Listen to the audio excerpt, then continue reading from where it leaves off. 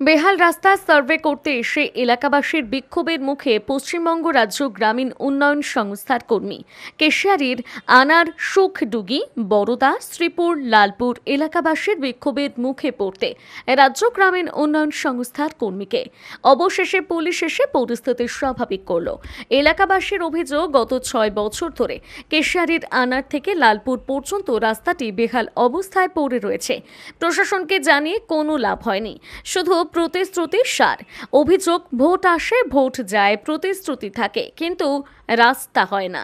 এই এলাকায় 3টি সংসদের 1000-এর মতন বাড়ি রয়েছে, 4000 লোক বসবাস করে, সবাই রাস্তাটির উপর নির্ভরশীল। মঙ্গলবার রাজ্য গ্রামীণ উন্নয়ন সংস্থার এক কর্মী দুপুর 2:30 নাগাদ আনার থেকে লালপুর যোগাযোগকারী রাস্তা সার্ভে করতে আসেন। তখনই এলাকার বাসিন্দারা তাকে ঘিরে বিক্ষোভ দেখান।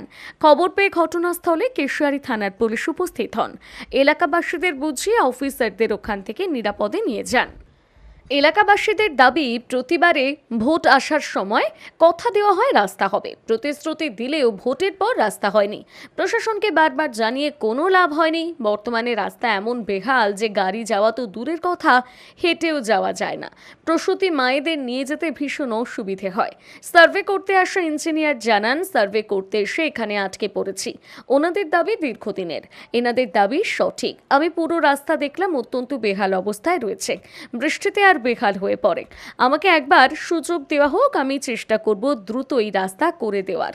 তবে বিধায়ক সাহেবের অনুরোধে আমি 4টি জায়গায় সার্ভে করতে এসেছি, তার মধ্যে এটি রয়েছে। তবে বিক্ষুব্ধ গ্রামবাসীদের হুঁশিয়ারি, এবারে রাস্তা না হলে বিডিও অফিস ঘেরাও এবং 4-5টি গ্রামের মানুষ ভোট বয়কট করবে।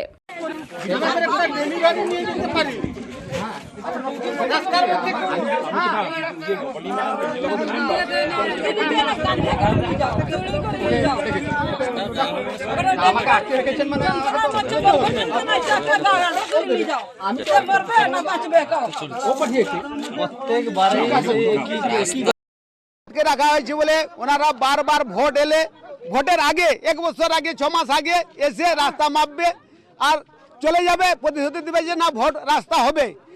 তারপরে প্রতিশ্রুতি কি বলবে না ভোট এলে রাস্তা, এখন তো ভোটের সময় হবে না, ভোট পেরালে রাস্তা হবে। এরকম 2-3 বার মেপে মেপে চলে যাচ্ছে, এ পর্যন্ত রাস্তা হচ্ছে না।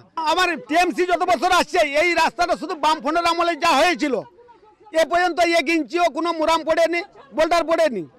আর এখানে এসটি পাড়া একটা আছে, এখানে এসটি পাড়াতে 1 ইঞ্চি কোনো ঢালাইয়ের রাস্তা হয় না। তো সামনে প্রাইমারি স্কুল, এমএসকে স্কুল, উপস্বাস্থ্য কেন্দ্র রয়েছে, মানুষ যাতায়াত করতেই পারে না।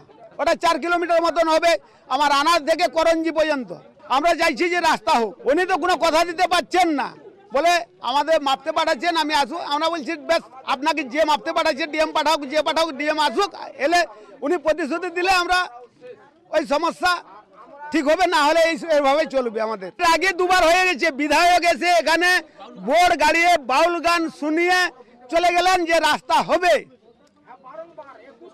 21 সাল থেকে কিন্তু এ পর্যন্ত কোনো রাস্তা হচ্ছে না। এই জন্য আটকে রেখেছি। এই 21 সাল থেকে আমাদের এই যে 3 থেকে 3.5 কিলোমিটার রাস্তা, 3টা সংসদের মানুষ এখানে বেহাল অবস্থা পড়ে আছে, কোথাও বেরোতে পারছে না, কোনো কারো অসুখ বেশি হলে যেতে পারছে না। এখানে 3টা সংসদে 3-4টা প্রাইমারি স্কুল রয়েছে, এখানে উপস্বাস্থ্য কেন্দ্র রয়েছে, এখানে আপনার এমএসকে স্কুল রয়েছে।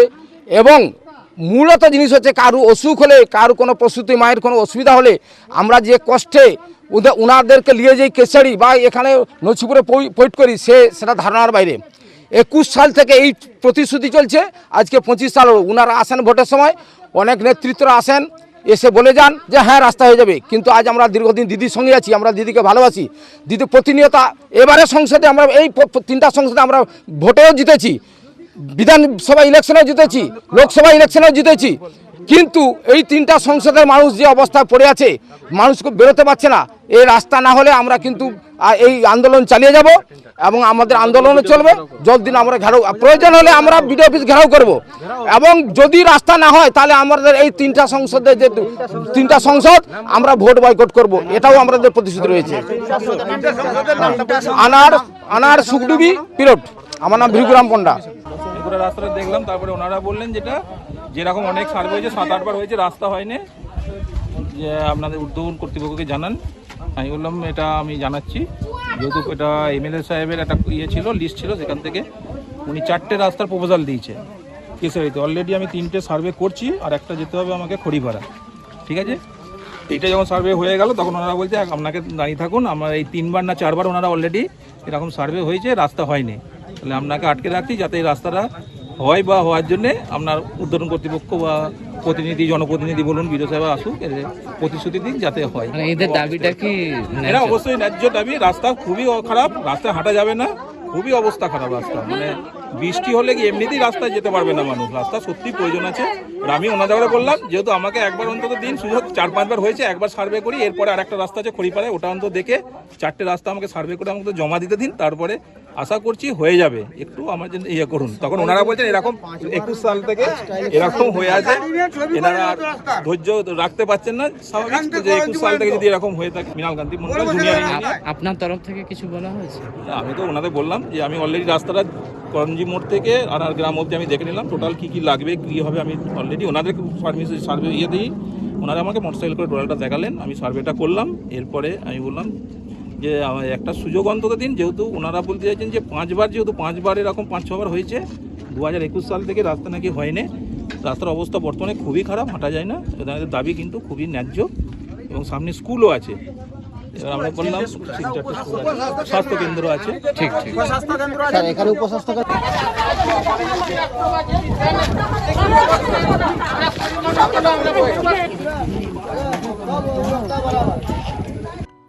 গোপসাই অভিনন্দন সংঘ, এ গ্রুপ অফ ইনস্টিটিউশন, পূর্ব ভারতের অন্যতম বেসরকারি কলেজ যা বর্তমানে অধিক জনপ্রিয়তা পেয়েছে। পশ্চিম মেদিনীপুরের চন্দ্রকোনা টাউনে গড়ে ওঠা এই কলেজে বর্তমান সেশনে ভর্তি চলছে। 2025 এবং 2026 সেশনে ভর্তির জন্য শীঘ্রই যোগাযোগ করুন। আমাদের এখানে engineering, pharmacy, paramedical, nursing, B Ed, M Ed, D El Ed এবং ম্যানেজমেন্ট নিয়ে পড়াশোনা এবং গবেষণা করতে পারেন। রয়েছে উন্নত মানের ক্লাসরুম, ল্যাব এবং সুবিশাল ক্যাম্পাস। আমাদের এখানে 50-এরও অধিক কোর্স করার সুবিধা রয়েছে। আরও বিশদে জানতে নিচের নাম্বারে কল করুন।